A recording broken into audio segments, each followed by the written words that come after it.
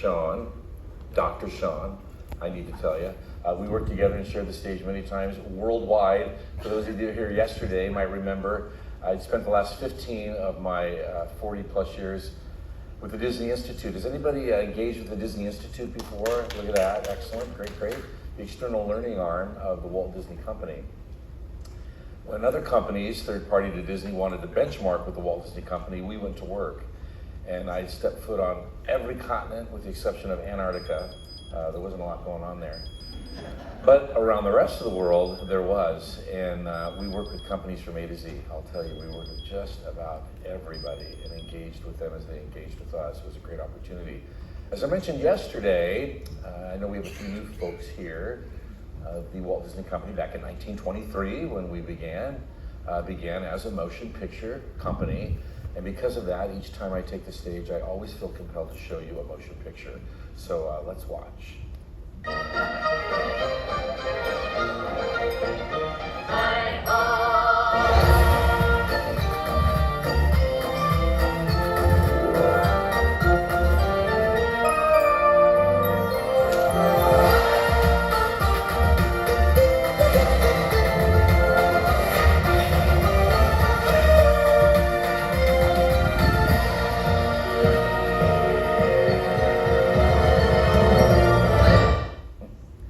Disney World just coming up its 50th anniversary. Did you see the word churros come up there? The magic is churros, it truly is, all right. We're gonna actually talk about churros later in the week, next week. We're gonna talk about what we call firsts and flops. Believe it or not, some of the things that we've done in our theme parks didn't really go very well. They kind of fell flat on their face. So we're gonna talk about some of those. We find that very fascinating. We're not always successful, not everything's a big hit. And then we're going to talk about some other things from the theme parks that you may or may not know were actually invented in the parks and are now things that are used worldwide. So that'll be kind of fun. Yesterday we talked about trash cans and we talked about lights on Main Street. We talked about planters and lawns, believe it or not. Not a lot of people talk about trash cans. I like to talk Disney trash. I think that's fun. We also talked about facial hair. And if you remember, one of the things that we talked about was that we didn't allow facial hair because of the research that had been done by Stanford of the Bay Area, indicating that children 10 and under would be really uncomfortable approaching anybody with facial hair. So the decision was made not to do that. Well, let's fast forward to the turn of the century. Sounds funny to say, even 22 years later. And think about that fact that we now have facial hair. Interesting, right? Now men in our parks, right, can have beards and goatees and mustaches, et cetera, et cetera. Why the change? Well, you have to reflect your culture. You really have to reflect your culture. And in all those years, quite frankly, about 45 of them, we were steadfast in saying that nobody could have any facial hair. In the Southern California area and the 7-county area of Greater Los Angeles, there are about 23 million Californians. That's a lot of people, right, wherever you come from. And a large number of the individuals who live in that area, in that 7-county area, are Latino. And what we found is a lot of these individuals would come and apply at the park, and phenomenal candidates. And we look at them and we'd say, you gotta shave your goatee, or you have to shave your mustache, or shave your beard. And we'd offer them a job, and they'd say, no thanks. And they'd walk out. Because that's very much a cultural thing. So we had to really kind of catch up with the times, if you think about it. And the decision was made, rightly so, that we needed to begin to better reflect our culture in the world that we lived in Southern California. And so that change was made. We'll talk about some other changes too in just a bit. Introducing myself just a little bit. For those of you who were here yesterday, where did I start?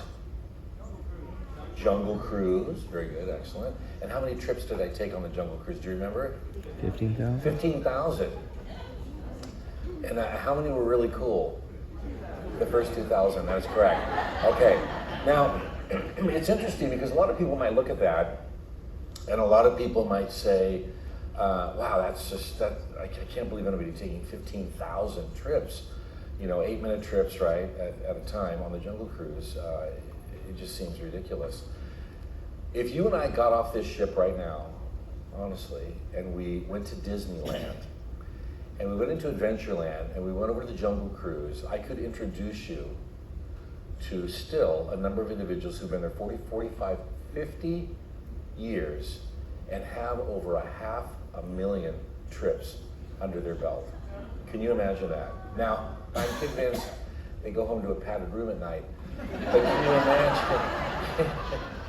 can you imagine 500,000 plus trips? I was there not long ago, and a gentleman that I've known for years, he started before I did. He started in '78, and his name's Randy. I said, Randy, how many trips do you think you have? He said, I'm nearing 600,000. Can you imagine? But they love it, right? They absolutely love it. I think they're kind of on autopilot. I know one time I took a trip on the Jungle Cruise, and when I got back into the dock, I didn't remember leaving. And I don't remember being out there, and I don't remember anything but coming back. And I said, that is 8 minutes of my life that I will never recover. And I went to the foreman who's at a dock box there, and I said, could you get in the boat? He said, what for? And I said, I told him what I thought had happened. And he said, just go. And I said, no, really, I think I'm having some kind of a disconnect here. So it's interesting, right, when you do those things over and over again, how some of those things can happen. All right, today we want to talk about something that's kind of interesting, a little bit more about Main Street. I'm sure all of you have been to a Disney park, yes? Yes. Excellent.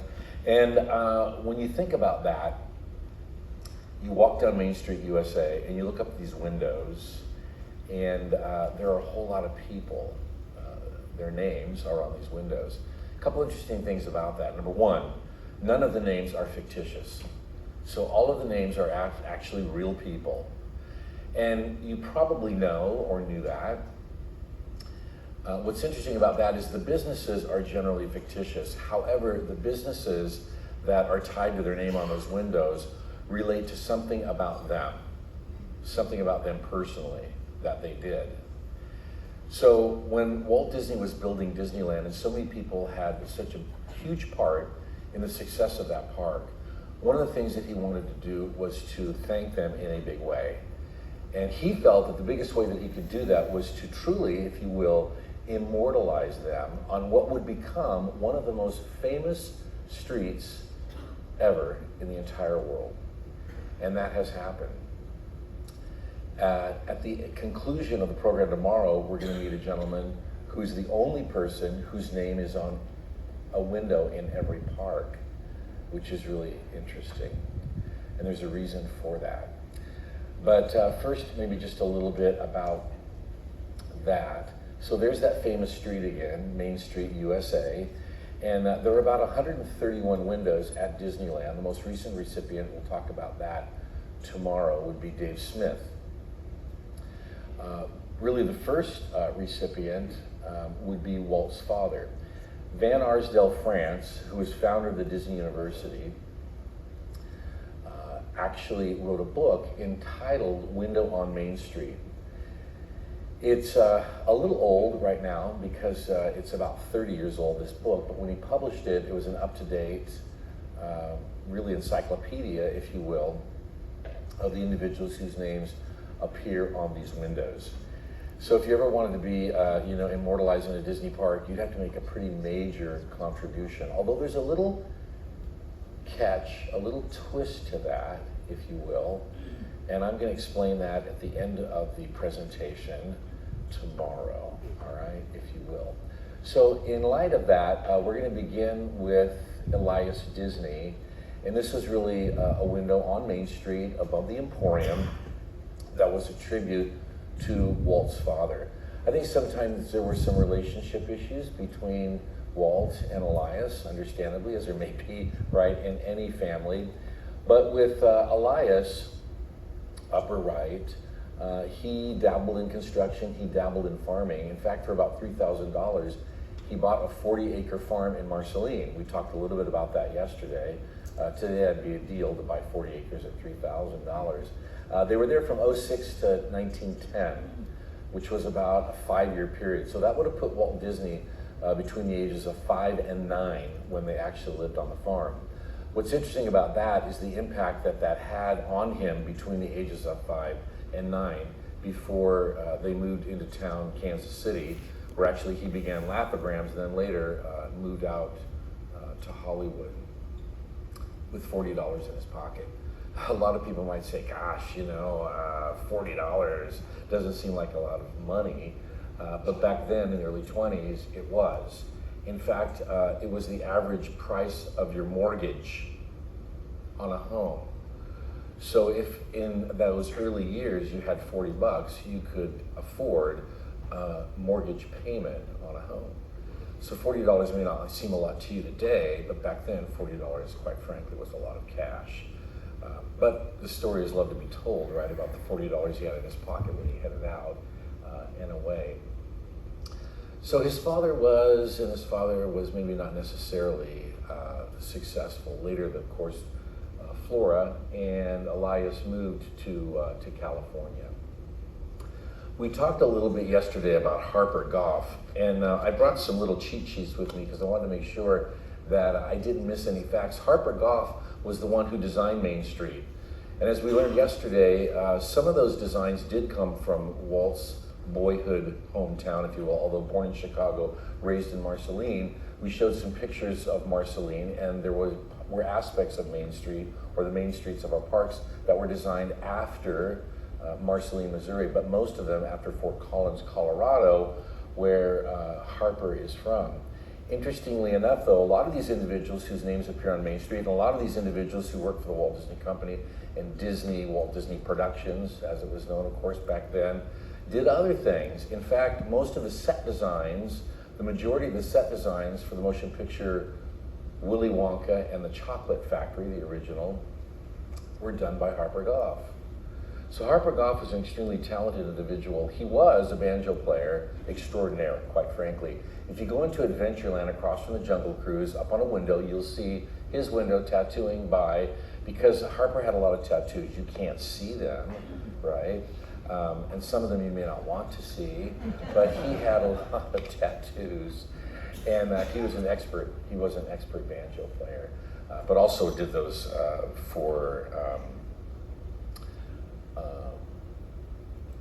had other talents with regard to motion pictures.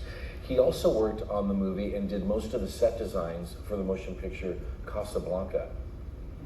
Interesting. And we'd never know that. Ended up with Disney, and of course was the primary designer for Main Street USA. Morgan Evans, better known as Bill Evans, was the principal landscaper for Disney parks all the way through Disneyland Paris. He helped with Disneyland Paris as well, well into his 90s at that point in time. Harper was a geologist, graduated from Pasadena College, and really knew just about everything about plant life. At one time, and he was about 96, I want to say, he came to Adventureland and wanted to get on the Jungle Boat and wanted to ride through the Jungle Cruise with some other folks from Walt Disney Imagineering, part of his entourage.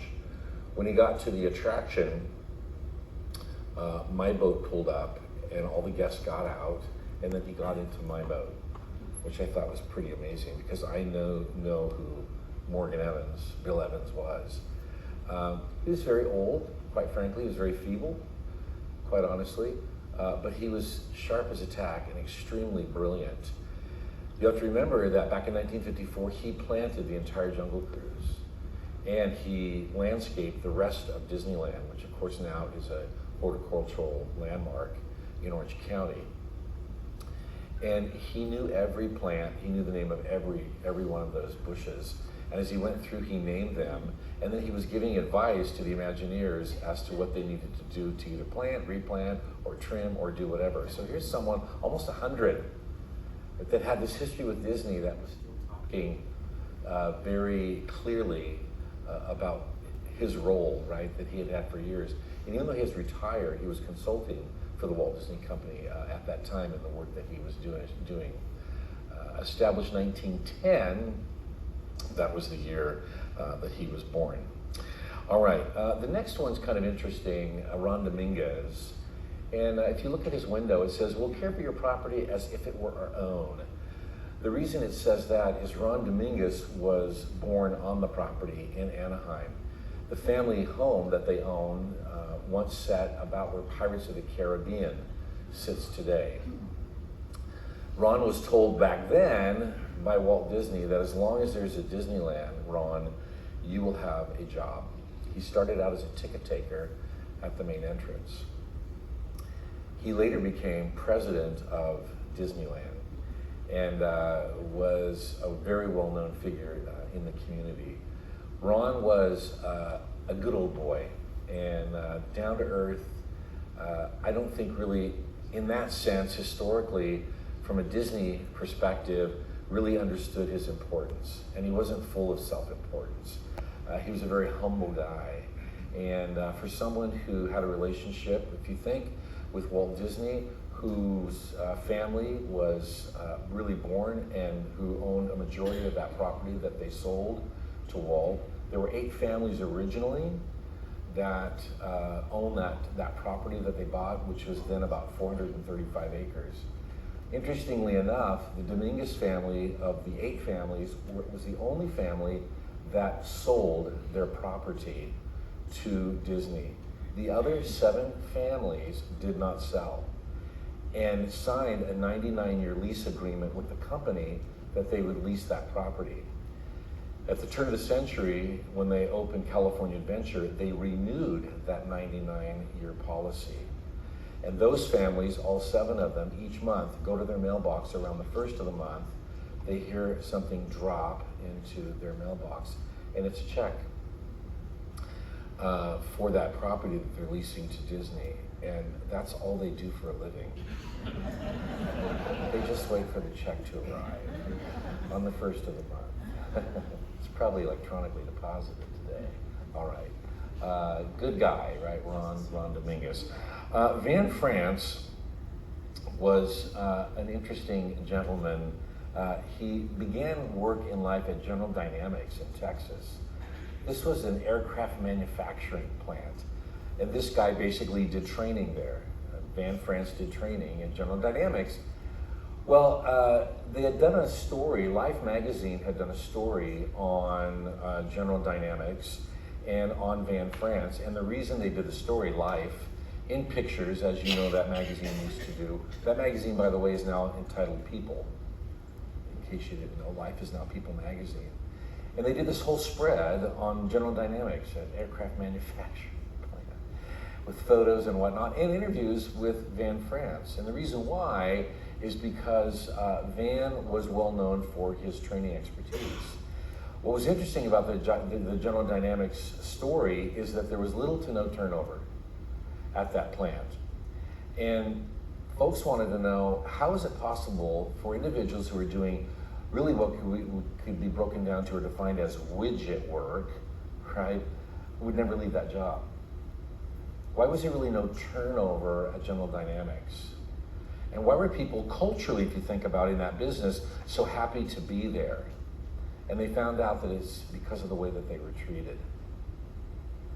And Van France had everything to do with that when he led those the training classes and all the training that took place at General Dynamics. So nobody really ever left there, and they wanted to know that story.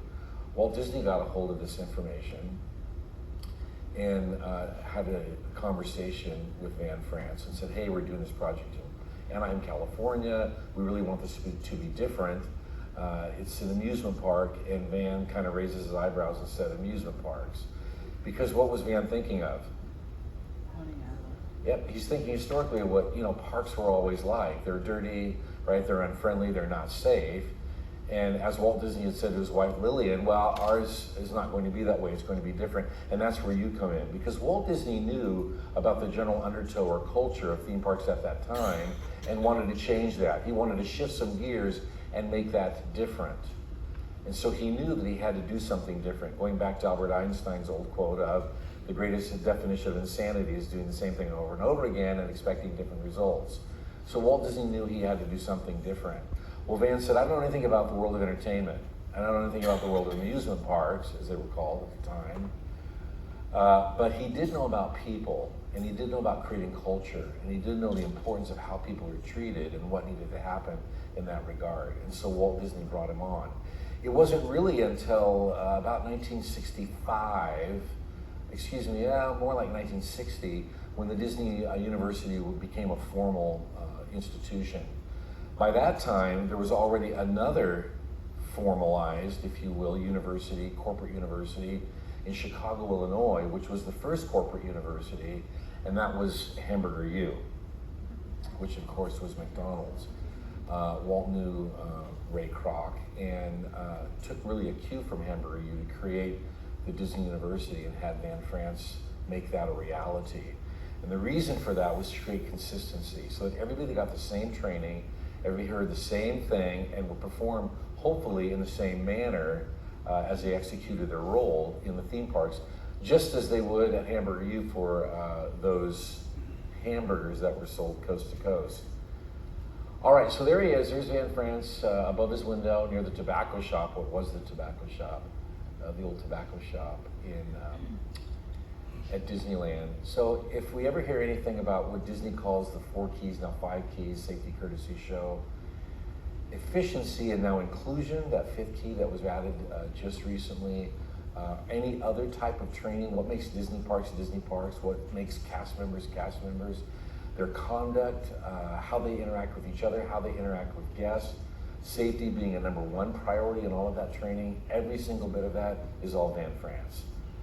Van brought all of that to life, and a lot of that training has gone worldwide into other organizations out and about as it became more famous. All right, Mr. Dick Nunes was hired by Van France, and Dick Nunes began in 1955, just a couple of months, about 4 months prior to the opening of Disneyland, and helped develop all the initial training programs for the park. Dick really became what we call Walt Disney's apprentice.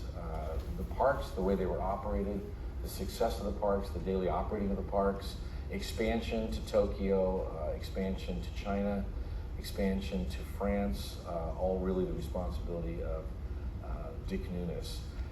Dick Nunes was originally part of the first, if you will, beginnings of what was to become the Disney University. He later became the manager of Frontierland.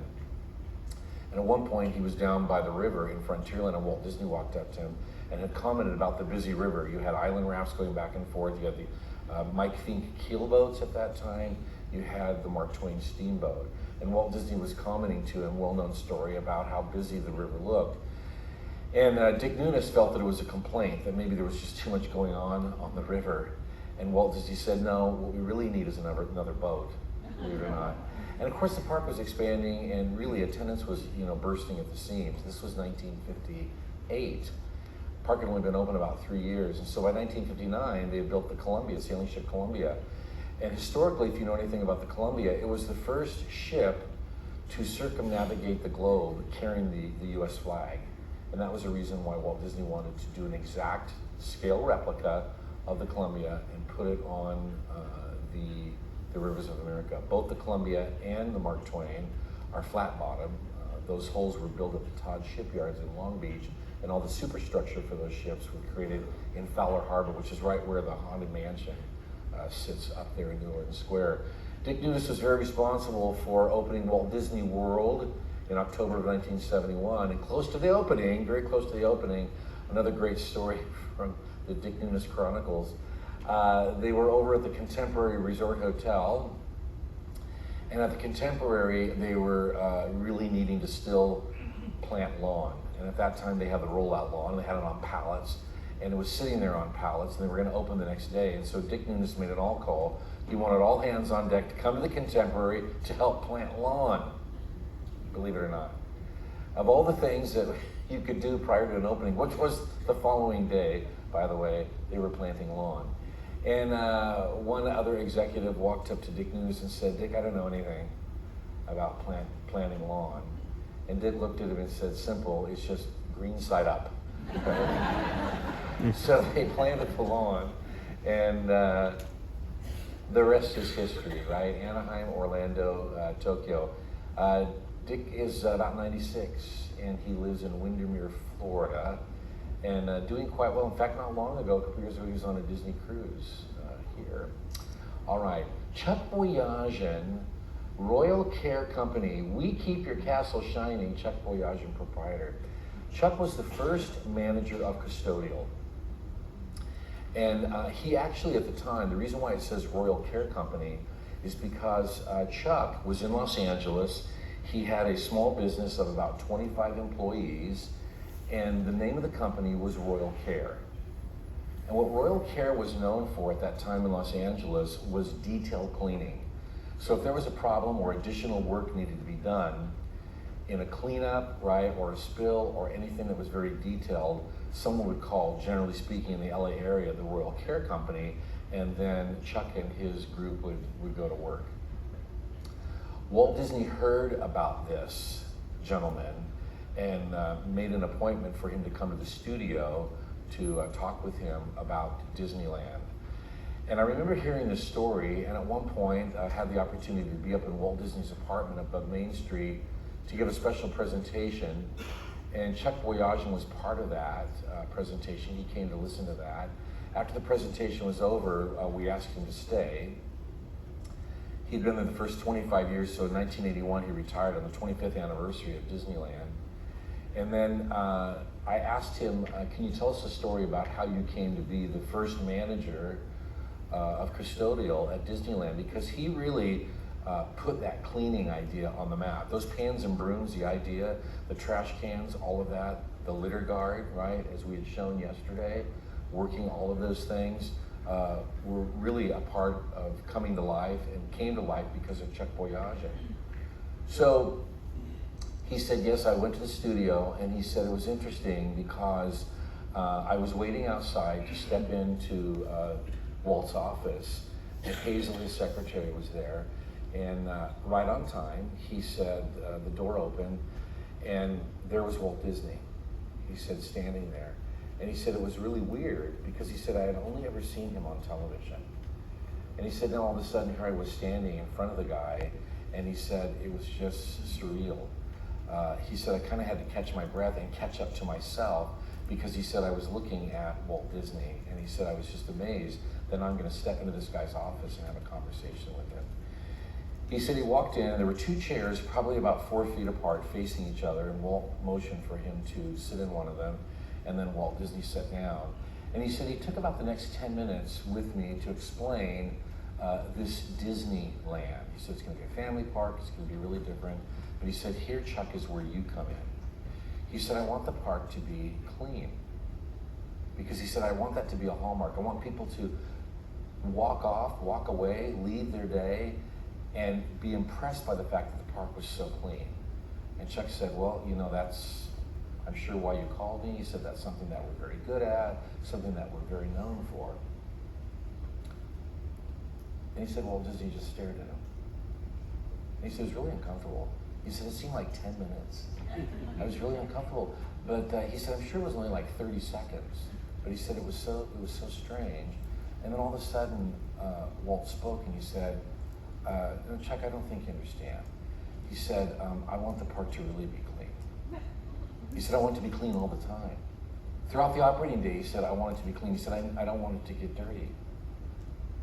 And so Chuck said, well, you know, that's kind of our specialty. He said, that's what we do. That's what we're known for. That's what we're all about. And I think that's something that we can do. And he said, Walt Disney just stared at him. And he said, it seemed like another 10 minutes. And he said, it was really uncomfortable. He said, I was sweating, just sweating.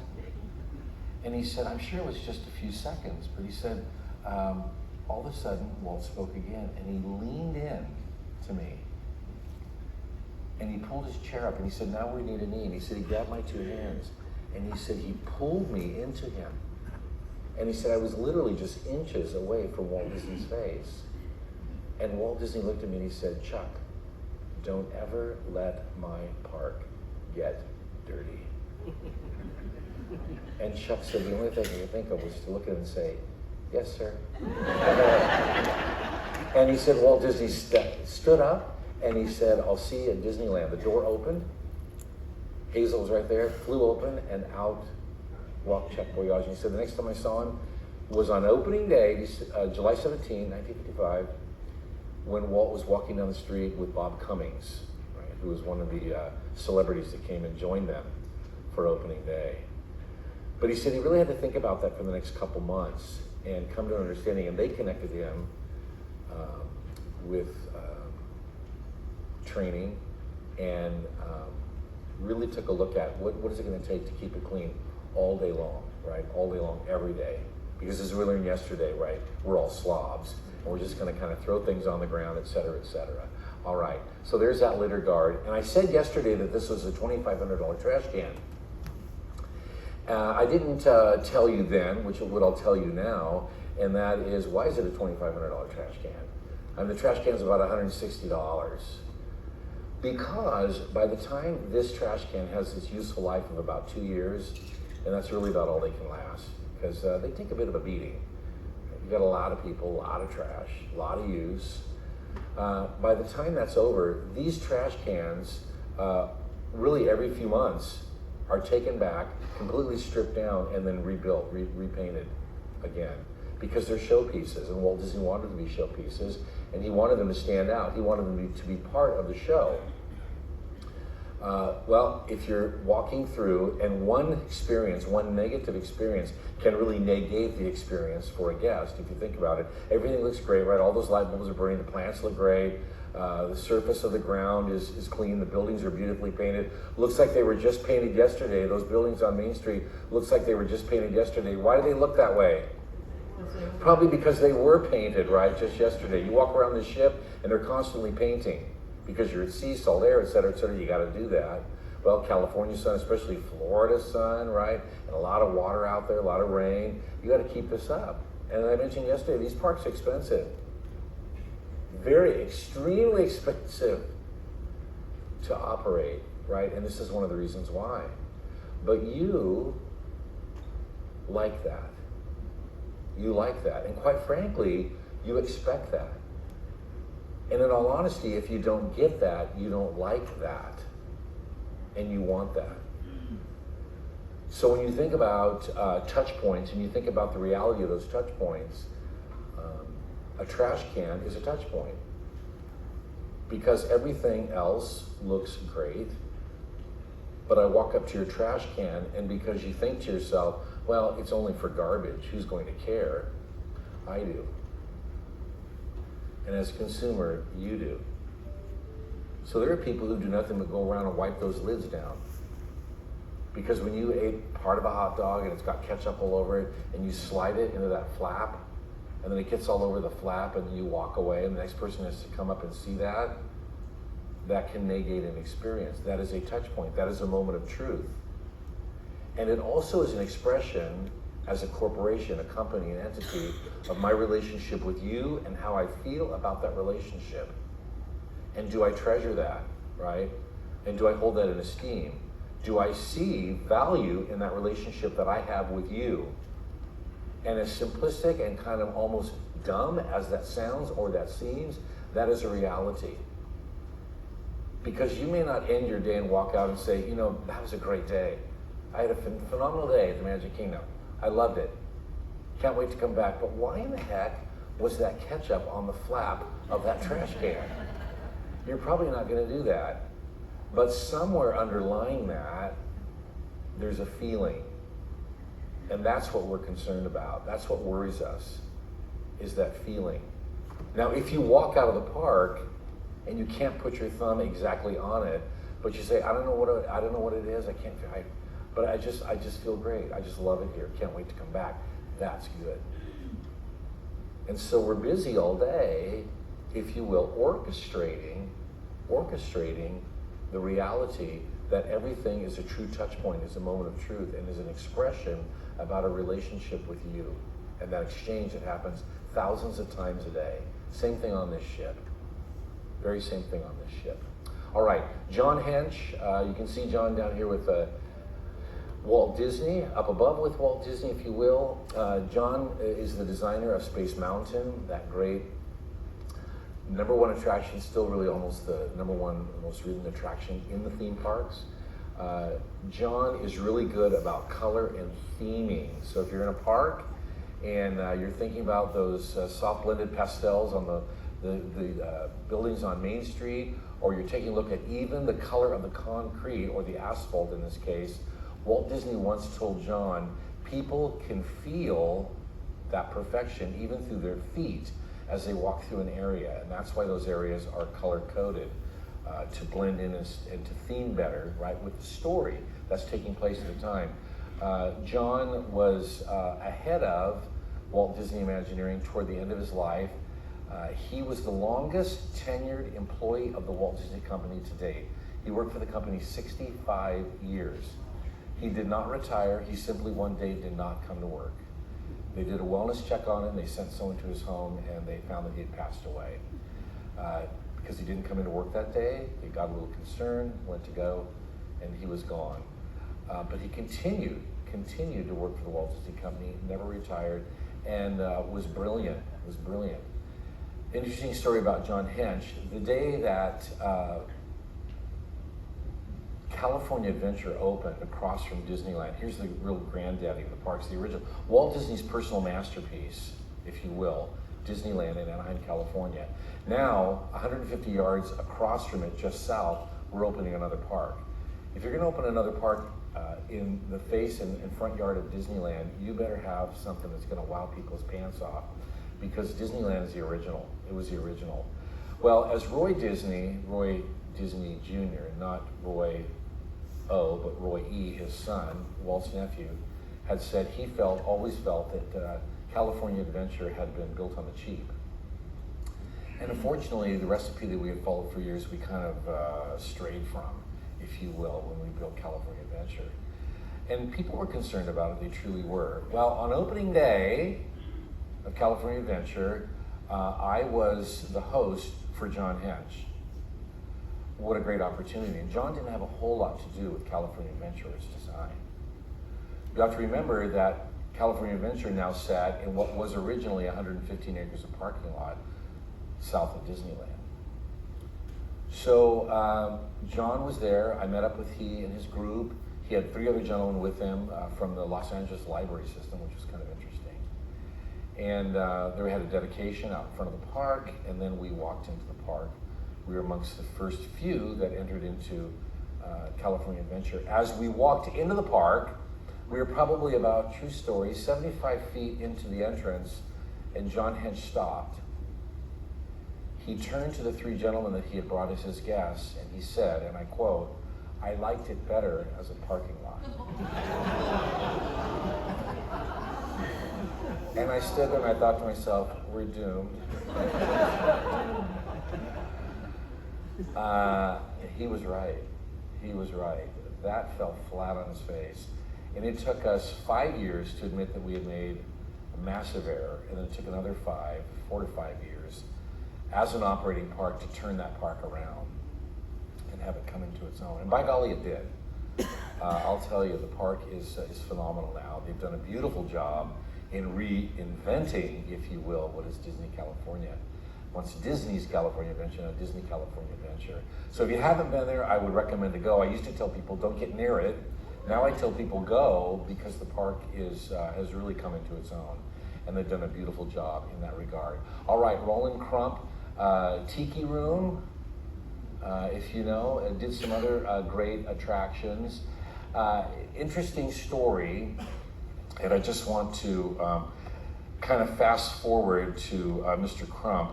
There was a song called Offenbach's Tales of Hoffman. Offenbach's Tales of Hoffman that was used in the Tiki Room.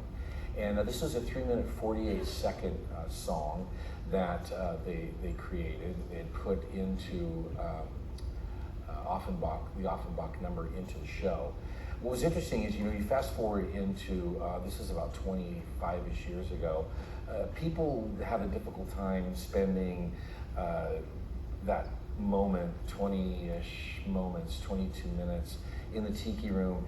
And during this song, which is about 3/4 of the way through, a lot of guests would get up and walk out, get up and walk out, get up and walk out.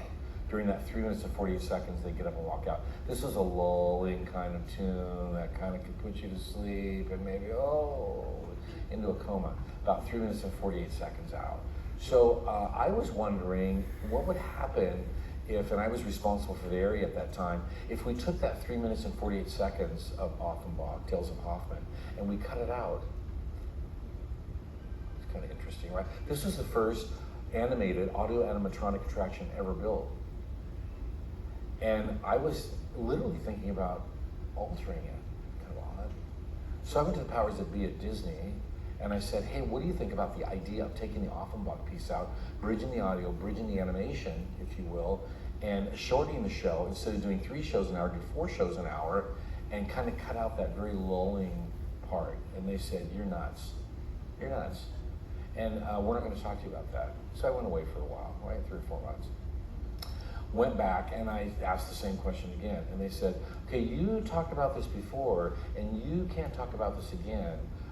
That is a sacred, et cetera, don't touch the show, on and on and on, right? So I went away again, 3 or 4 months, and I came back, and they said, why do you keep talking about this? Right? Why do you keep, they said, I'll tell you what, they said, why don't we put you in connect with the founder, right? The guy that created the thing, and why don't you ask him that question? I said, you're kidding. They said, no, we'll have you meet up with Roland Crump, Raleigh Crump, still alive, lives up in Fullerton, California, and we'll have him come in and we'll get a feel for that. All right, I said, that you're kidding me. Well, about 2 weeks later, 6 a.m., 6 o'clock in the morning, 6:30, I'm standing in Adventureland, the park's closed, here comes Raleigh Crump, right? And I, of course, a little nervous. And he walks up to me, and I start to introduce myself, and he kind of cuts me off, and he said, what do you want to do? Because he had heard, right? What do you want to do? And I kind of explained it to him, right? So we went to one of the employee cafeterias, which was open at the time, below Pirates of the Caribbean. And we talked for quite a while, and we came back, and the park was getting ready to open. It's opening at 8 o'clock. And I said, why don't we watch a couple shows? You know, can we go and watch? He said, yeah, I want to do that. So we went in and watched a couple of shows, and we watched 4 shows together. And in every show, when the Offenbach Tales of Hoffmann song began, people got up and walked out of the theater. And he turned to me and he said, let's cut it. And so for the next 3 weeks, they brought all the equipment in, they bridged all the animation and all those tiki birds, they bridged that audio, and they cut out 3 minutes and 48 seconds of that show. And that's the show that now runs, right, in the parks with the tiki room. Interesting. What a great experience. Herbert Ryman was the one that drew that photo in the lower right, that Walt Disney's brother, Roy, took to the bankers, B of A, and sold the idea of Disneyland. That, hand-drawn overnight by Herb Ryman, sold the bankers on the idea of the park. Very famous drawing. You can also get litho copies of that, if you will. All right, Emile Curry, interior decorator. Emile worked on motion pictures other than like 20,000 Leagues Under the Sea and Mary Poppins. Also did White Christmas, all the set designs for that. With Bing Crosby, and very well-known designer in Hollywood, did a lot of work for Disney. Also helped Lillian Disney decorate Walt's apartment above the firehouse on Main Street, Town Square, which we're going to take a tour of in just a couple of days. Harriet Burns was the first fabulous, what a talent, first female Imagineer for the Walt Disney Company. Back in the 60s, and really brought the tiki birds to life in 63 in the Honda Mansion. In 69, did a lot for characters in the parks, if you will, and the design of the storybook land, etc. Very talented individual, Harriet Burns. And then Mr. Roger Broggi. If it's a choo-choo train and it's in a Disney park and it goes around the park, you can thank Roger Broggi, because he designed those scaled trains and was extremely, and there's his locomotive, if you will, in the Magic Kingdom at Walt Disney World in Orlando. All right, tomorrow we're going to visit some more folks on Main Street and find out a little bit more about them and their history both in and outside the company. Thank you for coming. It's been great to be with you this morning, and I hope to see you tomorrow morning.